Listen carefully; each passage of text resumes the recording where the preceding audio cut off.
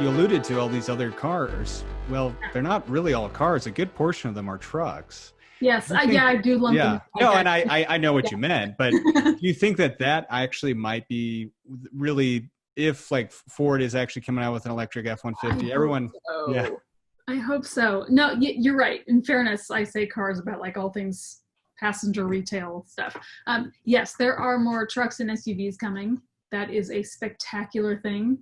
I hearken back to my point about the biggest obstacle is lack of vehicle variety. We yeah. need more larger things, more, different capabilities, different prices, different performance, all of that for sure. I am super excited about some of the things coming, and in particular, kind of the truck category. I think some of them are probably more viable than others, but nevertheless, I hope. I mean, Ford has been kind of mile wide and an inch deep for like 15 years. So we all are so cautiously optimistic about Ford. They're making all the right noises, and yet we're all a little bit sketchy about trusting the press release on Right. things like volume. So yes, please, Ford, make me very happy. I look forward to that. I think Rivian has done amazing things in galvanizing some passion around that space. And yes, I know Tesla and Cybertruck, but while they have their super fans, I think it is super helpful to also have a much more traditional looking another company in general. So, Totally. there is not a single company or model that's the right thing for everybody. So, and we haven't seen another startup that's galvanized any passion in quite some time until Rivian.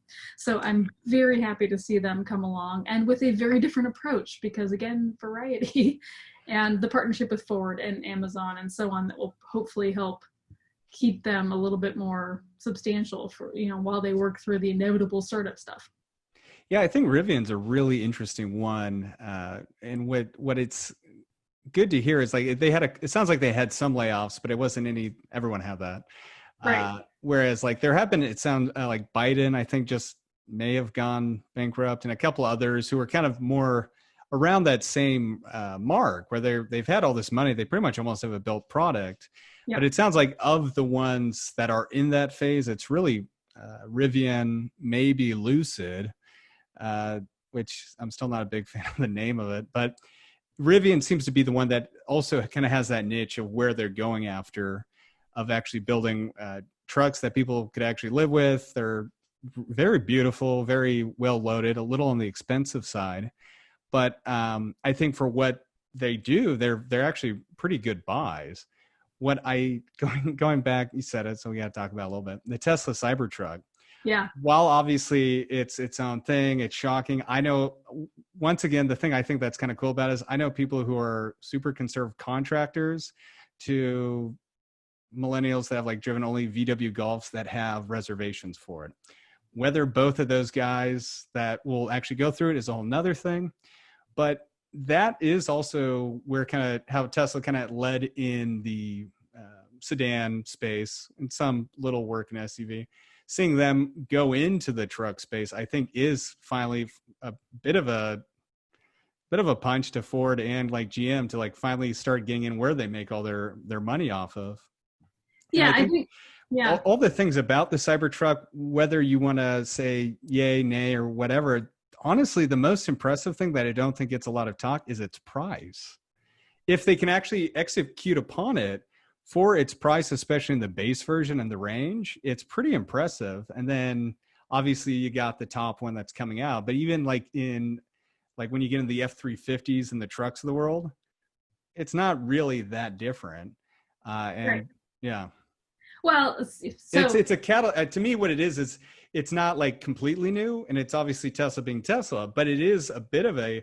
I think Rivian also was getting this conversation started, but to see Tesla kind of go on there also really is a catalyst for these traditional truck manufacturers to kind of stop dragging along and actually finally maybe the Ford F-150 does come out as an electric here in a right. couple of years after all. And I'm one of the people that actually doesn't think the F-150 should be pure electric. Okay, tell me more. I think they should do a plug-in hybrid. But Well, I think that's what they announced with I, this new generation.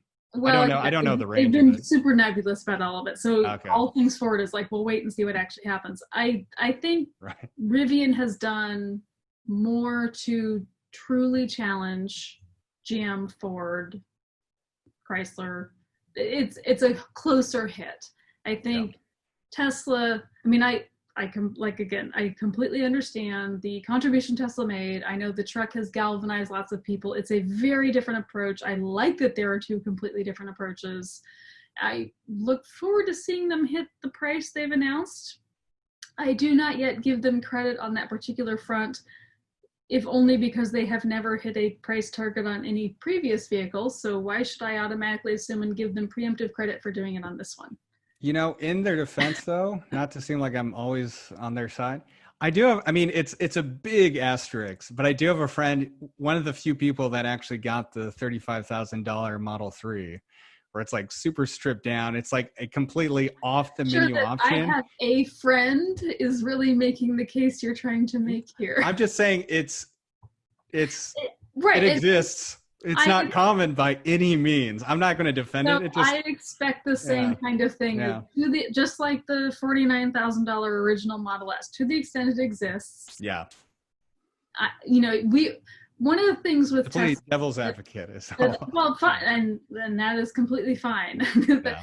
I would rather have the complex conversation than the super fan versus super hater conversation, because neither of those are significant groups of people.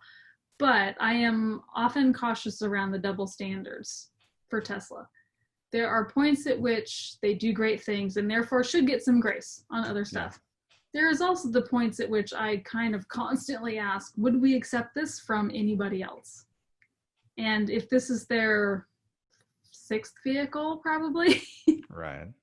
And still the base price they promise has 3 asterisks and is 5 people. Would we accept that from anybody else? Those are the sorts of standards I start to apply. But I like the difference in philosophy in that the Cybertruck is very much Elon's fever dream. Yeah. Here's this thing that I have designed with very little customer input that I just think you guys will want and need, and I've decided on your behalf. Rivian is very much a much more traditional looking truck, and they're the ones running around the country going, give us thought and input and features you'd like to see. And it's more like the Saturn of truck makers, kind of. And obviously I come from that world, so I find that useful in its own way. It's not that one is better than the other, but they are both incredibly different. And I like that both approaches are in the market and that two very, very different aesthetics are coming to market. Neither of them are in it yet, but both of them are pretty close. And so that's only a good thing for those of us that want to see the market grow. What Ford and GM and the others do, I mean, GM's already doing the Hummer, which is not really like either one of them. Also, I mean, the main questions around GM for all of the vehicles they've announced, and one of the last things I did in the before times was to go to their EV day. I was a little surprised to be invited, but it was very fun and I appreciated the opportunity.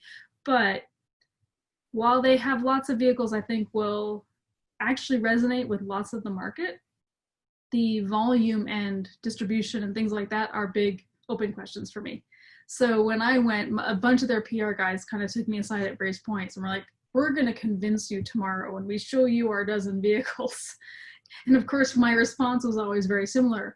I don't need to see your vehicles to trust that you can build good ones. You only ever had. Like most of the EVs we've ever seen have been fundamentally decent.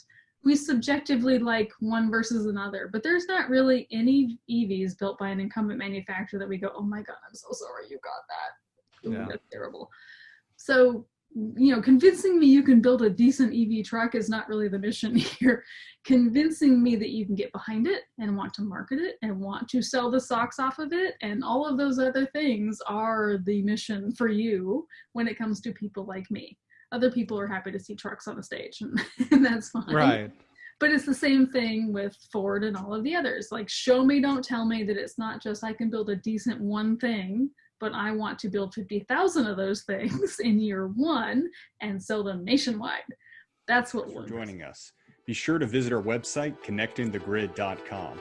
There you can listen to our podcasts, contact us about sponsorship, or even be a guest on Grid Connections. While you're at it, if you found value in this show, we'd appreciate a positive rating on your favorite podcast or video streaming service.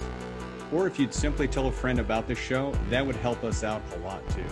Thank you again, and I look forward to us learning more together soon.